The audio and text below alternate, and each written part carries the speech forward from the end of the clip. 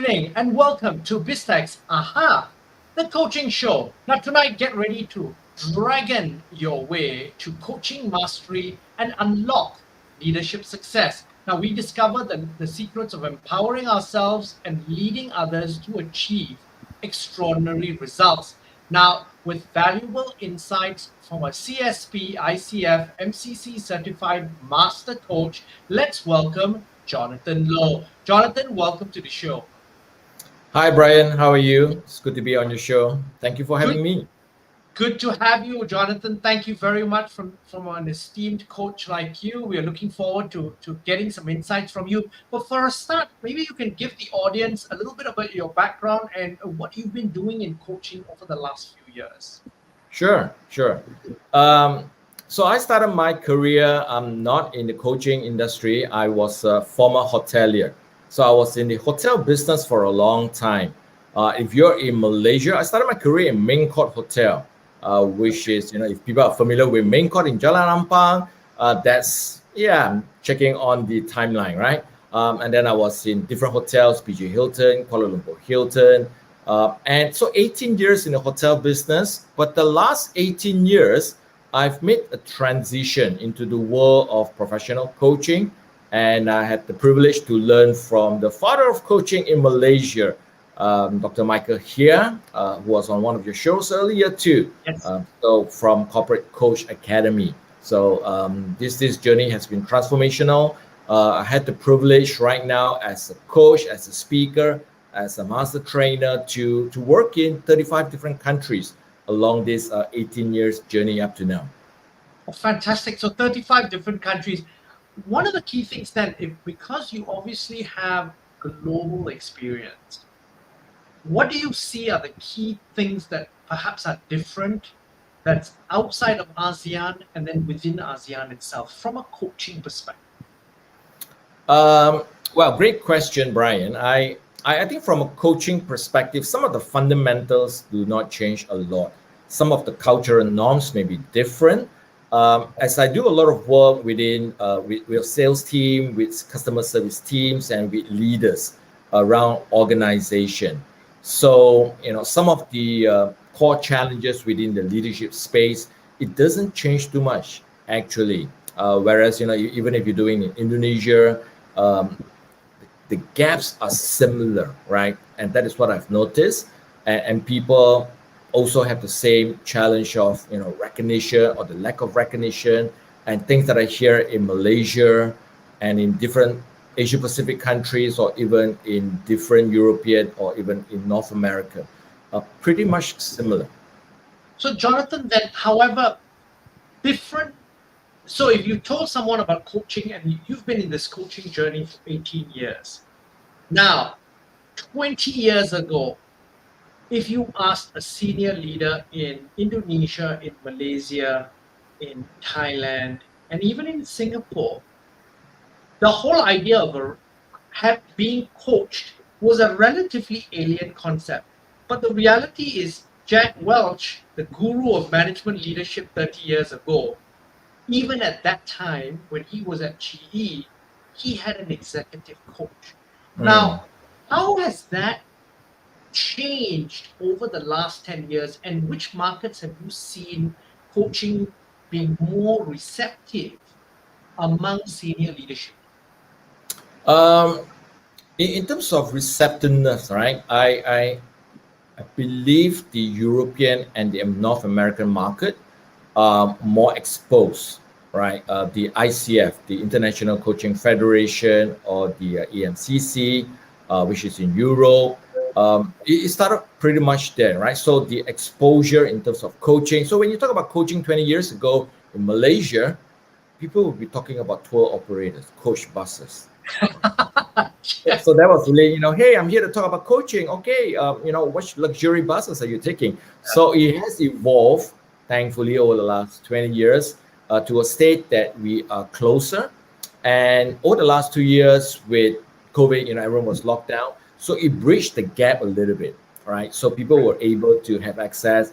Like even right now, we're having conversation. You could be in a different country, at a different location, but the learning is there for everyone. So I think the gap is, I'm observing the gap is becoming closer. Even for some of the coaching program, I'm currently doing a coaching supervision program, and that master trainer is actually based in California. So the opportunity for us to learn globally in different perspective is always there.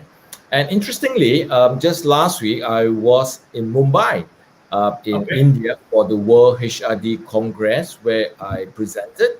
And also I sat in because it was also the platform where they awarded the 100 Coaching Leaders Global Edition. So again, I will share some insights as we proceed with our discussion later on what are some Absolutely. of the things. Yeah, yeah. So tell us, and you know, I'm very curious to find out what are some of the key trends that the conference brought up. What are some of the key opportunities perhaps we should be capitalizing as HR people? You Hmm. know, tell us what were some of your learnings from that congress. Okay, all right. So let me, since we have just celebrated Chinese New Year, the Lunar New Year, and we're into the year of the dragon. So what I've done is, for the session today, I've put in some of the thoughts, right? What are the 6 elements in the year of the dragon through the acronym, right? Dragon. So D.R.A.G.O.N. So I'm going to kind of like walk through some of those observations that I'm seeing and what are the HR leaders even calling out in terms of some of the competency or the things, right? So the first one, D, all right? The D is a lot of coaches are now challenged to be more disruptive, right? They're calling, right? They are, in the past, coaching has always been, we sit down, we listen, we observe. All those competency are still crucial. But now we are kind of like in time to ask some challenging question, challenging the status quo, going against norm of how things has been done, because things has been really different in a VUCA world, and things are evolving so quickly. So the first one that I would see and observe, one of the trends is, how can you as a coach, whether you're external or within an organization, your ability to ask power question to disrupt the norm and even yourself, right? Some of the coaching question could be, what industry norms or practices can you disrupt that will add value to your organization? Because normally we don't ask this kind of question, how can a past challenge inspire your current state of innovation? Questions Okay. like power question questions, but in the area of how can you disrupt even much further? And also because that is also shaped by the competitive environment, isn't it? Because senior management is being told you can't be doing things the same way you've been doing for the last 20 years. So there Yeah. is pressure then, obviously, for disruption. So that's where the D comes from. Absolutely, absolutely. And I think you probably would have heard the saying, right? Doing the same thing and expecting a different result. That's Yes. insanity, right? That's insanity. So yeah, so that's pretty big. A lot of conversation around that. How can people innovate the creativity side of it? So that's for the D. Now the R. What I'm noticing is also the R will stand for resilience. Okay. Resilience, right? How they can embrace failure or obstacles as opportunity to even learn from it, right? So again, as a leader, when failure happens, it is more important to embrace the lessons behind those challenges that will yield the kind of learnings that will take your organization or yourself forward into the future. It's yeah. So those are very powerful observations that I've seen. Some of the coaching questions as a leader you can consider would be, how has a recent setback taught you about resilience? So it's always about bouncing back. And one of the things when I talk about resilience is also this. I'm a big fan of NBA. I'm not sure whether you watch basketball a lot. Yeah. Yeah. So Steph Curry's name comes up quite big. Mhm. One of the key players in the Golden State. So he's only 6'2". But when he came into the NBA, he wasn't thought of much. People have always put him down, and he's not going to survive. But at the age of 36, he's 36. He's actually a dragon. Steph Curry is a dragon too. He was born in the year of dragon. And the resilience, to what Steph say is your ability to face setback, but more importantly, to stand up and bounce back. And that is what leaders need. And as a coach, that is also just as important. How do you manage resilience? Especially as a coach, even in your business, there could be a roller coaster journey that you may experience. But how do you continue to sustain, be creative, and be innovative as you disrupt your learning? How can you help others also grow in terms of resilience? So disruption is the D. R is resilience. What is the A? Well, the A that I've seen happening a lot is the agility. How can leaders be more agile, as they are expected to be leaner, doing a little bit more and multitasking. So that agility is the norm that I'm seeing, even spoken with people within the Congress. So I did ask them a question. So what does agility means to you, right? It's like, how can it be a learning opportunity for people? How can it be agile? So one of the great things is, as you have a curious mindset, you're open to learn. So I believe agility can be achieved when you are intentional. When you're intentional as a leader, that opens up more things for you to be agile, to embrace learning.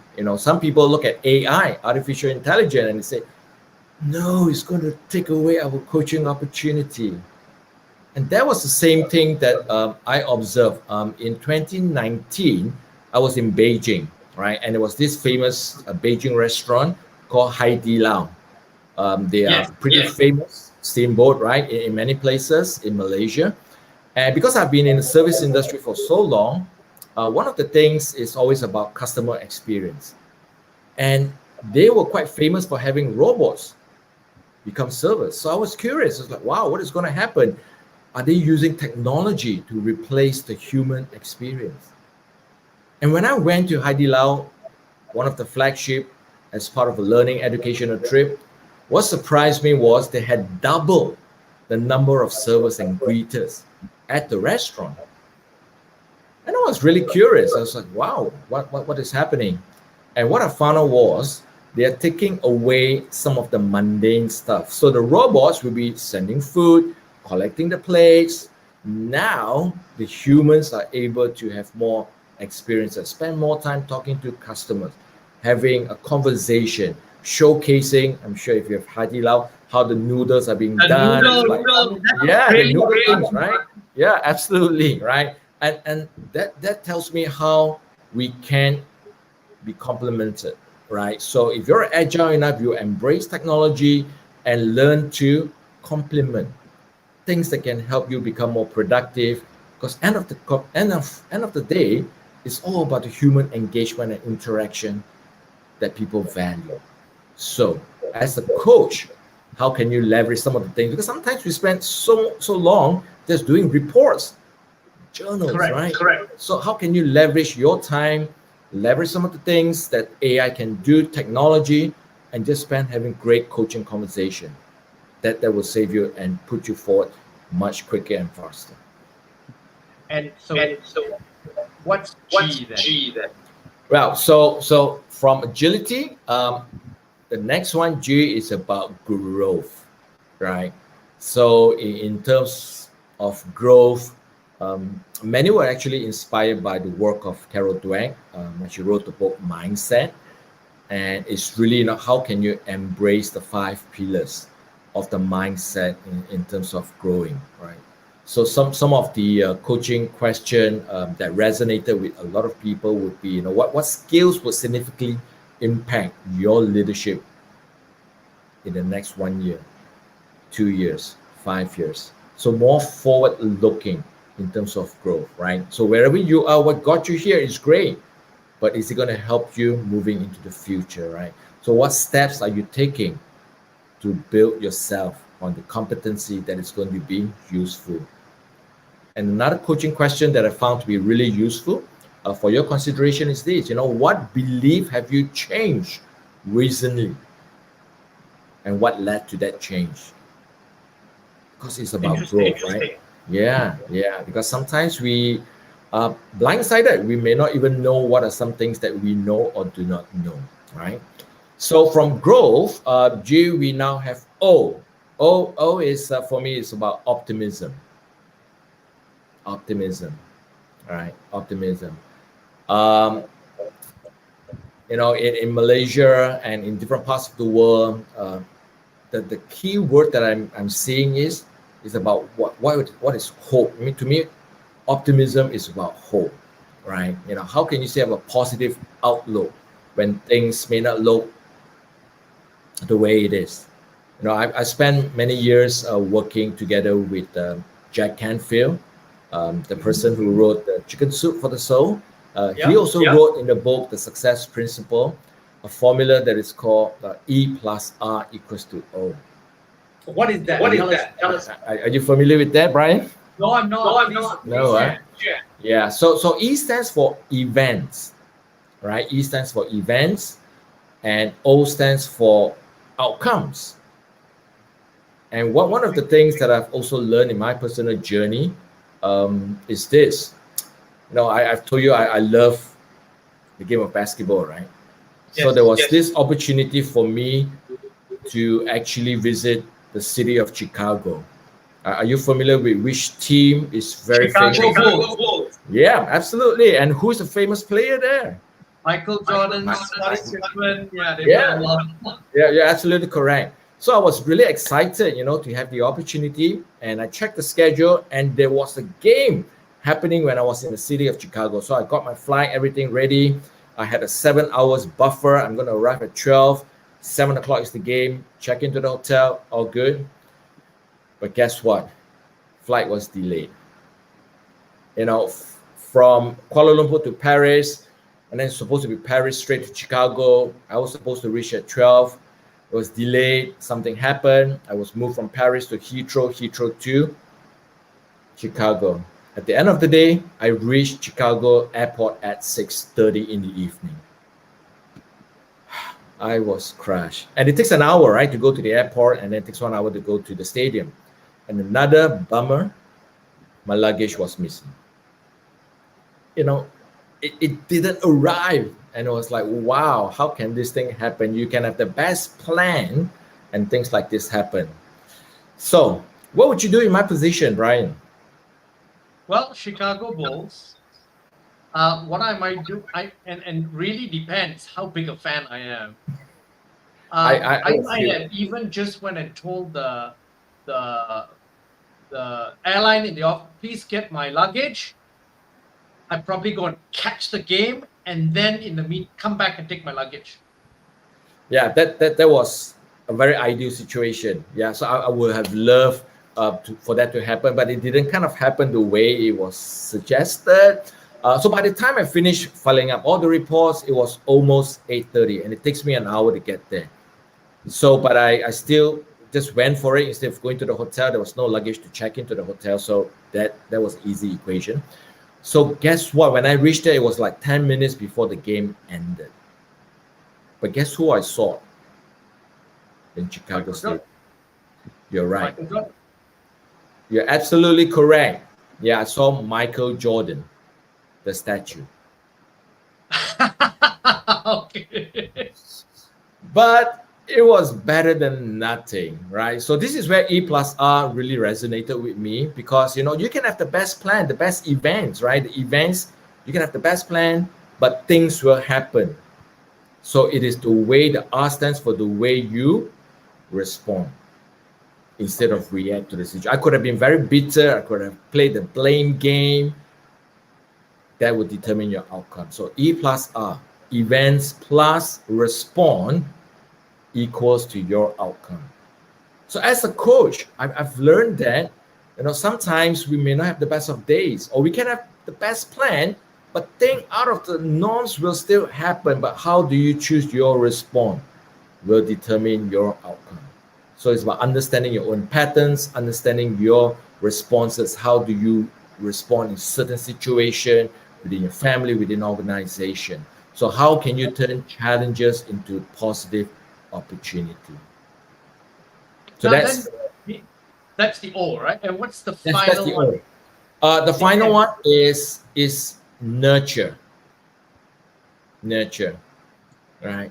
So as you are doing a lot of these things, be mindful of your own well-being, even as a coach, as a leader, and that is where nurture is pretty big.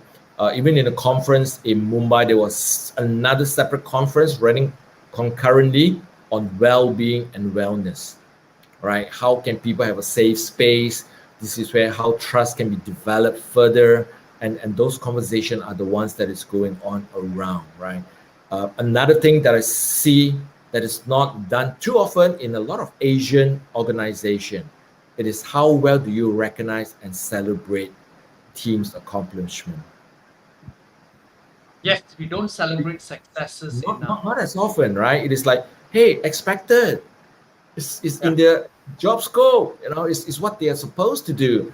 And this was the conversation that we spent a lot of time, right? How can, as coaches, how can we ask the question? Because that will drive the motivation internally, right? So instead of looking at extrinsic motivation, how can we challenge as leaders to even drive and nurture, right? Providing a safe space, build a trust, nurture, have opportunities for well-being, and more importantly, how do you celebrate, right? So there you go, right? The 6 elements that you hear that I've put it into an acronym that is called DRAGON to celebrate the year of the dragon. Jonathan, this has been so interesting. We've already got some questions that people have asked. So for the audience out there, we've are now open to questions from the audience. Some of you, if you'd like, come online, go to YouTube, ask us a question. If it's a nice enough question, and you'd like to come on, we will be able to send you a link and bring you into the show. We've already got a couple of questions which I'm going to read out from Taranjit Singh. The first one is, is there a stigma attached to coaching, i.e., for example, a weak performer? Could we do better? Because that's often in different cultures, the stigma. If I need coaching, therefore I'm not performing. What are your thoughts on that, Jonathan? Um, I think this has to be a clarity in the world of coaching sometimes, right? Sometimes coaching are used very freely. Obviously, coaching is very future forward looking. What are the opportunities for development, for improvement? But at the same time, is coaching the only intervention? It could be other intervention. And sometimes coaching is mistaken and people do mentoring and they call it coaching, right? So a lot of times, And we've talked about this in previous shows. So, Jonathan, you do 3 different things, right? So there are coaching elements that you do, there are yeah, training elements that you do, there are also speaking elements that you do. How yes, do you, and we had this conversation with our counterparts in Indonesia last week of correct. how they use training to get into engagements, and they wrap coaching then around it. How do you run your business and your practice? Well, great question. So, in many of the conferences, I will go in as a conference speaker. So, I will share the big idea, and obviously, most of the time, within the time given, you're not able to dive deep into it. And then from the conference keynoting, you will go into the smaller master classes where training, can go into some of those things. And we design the interaction of those engagements so that people not only learn but can reflect. So, a lot of the coaching a methodology is actually being used even in workshops in the design of it, right? Rather than we just telling them, it's a little bit of sharing what is the practices, but more importantly, we give them opportunity to reflect themselves within their teams so that they can co-create some of the solution moving forward.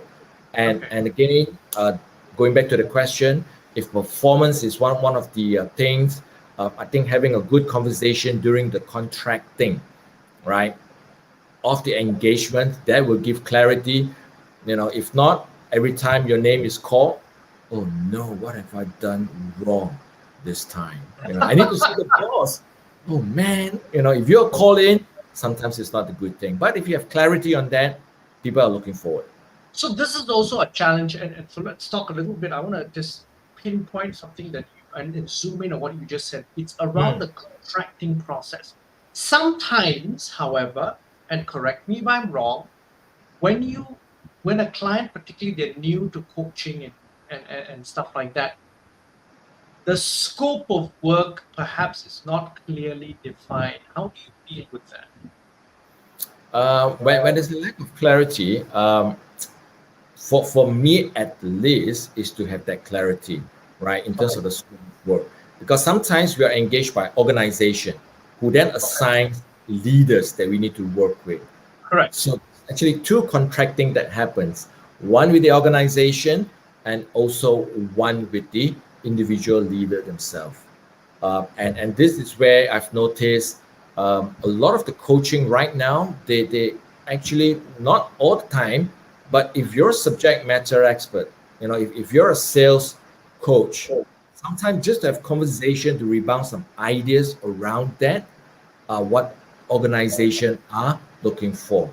So this is even more challenging sometimes as coach, right? Because you have to resist the temptation to do the telling, but more reflective space, right? So you may know the answer, but how can you turn it into a reflective question that will help that leader discover the solution or the answer themselves? Okay, we've got a question here from Nancy Lee, and I'm going to bring her in. Just give us a second. And Nancy Lee is from Corporate Coach Academy. Nancy, welcome to the show. Thank you, Brian. And Hi, thanks, Nancy. Jonathan. So what is your question, Nancy? Okay, my question is, by the way, thanks, Jonathan, for the acronym D.R.A.G.O.N. I really love it. And I just want to explore a little bit deeper on the trait of resilience. Sometimes we understand that there's physical resilience, emotional resilience, and mental resilience. And as coaches, normally we work on the mindset that is on mental resilience. And I'm just wondering, like as a coach, would you say that mental resilience is the more superior one that enable us to move forward? Or as a coach, you will actually identify whether the client needs more physical, emotional, or mental resilience to move forward? I believe as a coach, right? There are certain areas that you can go into. If it goes into certain areas that you may not be comfortable in, that's always good to be upfront, rather than you go into some psychology, or maybe they need some medical attention and support, right? If you're not trained in that, I would rather that you recommend someone who is trained in that to do it, because otherwise, from a very positive experience, if we are not careful, we can lead them into something that is untoward.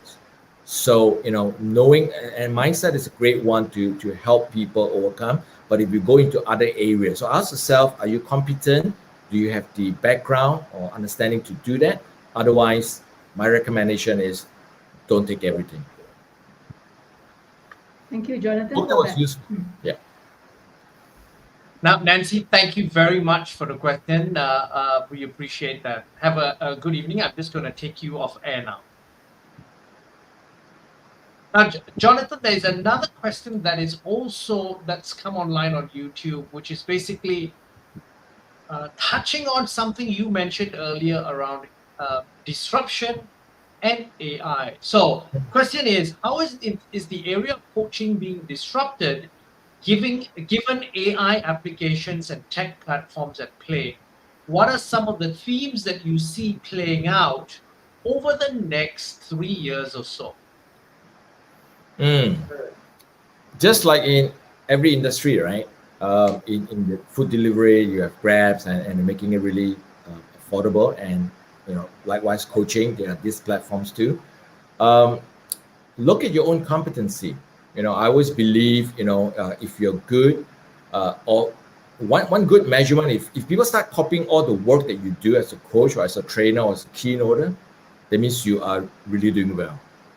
And that is also a sign that you shouldn't stop learning, right? So when they appreciate, they know that, hey, you are the go-to guy. People are learning from you, even copying some of your work. But that will spur you on to continuously develop your work. And this is where a lot of the experience. So, coaching is very unique. It's not head knowledge. It's just like driving, right? You may know how to drive, but you may not know how to drive.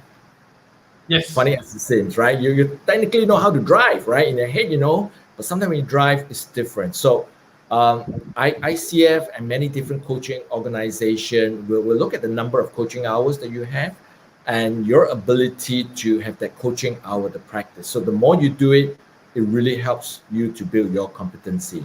So this is where I feel that you can differentiate, and a lot of the C-suite leaders are actually looking for great experienced coaches, right? They have got the experience, but you need to start somewhere, right? So use some of those platforms to build your competency, to give you enough coaching hours, so leverage on that, and to become better in your craft in coaching.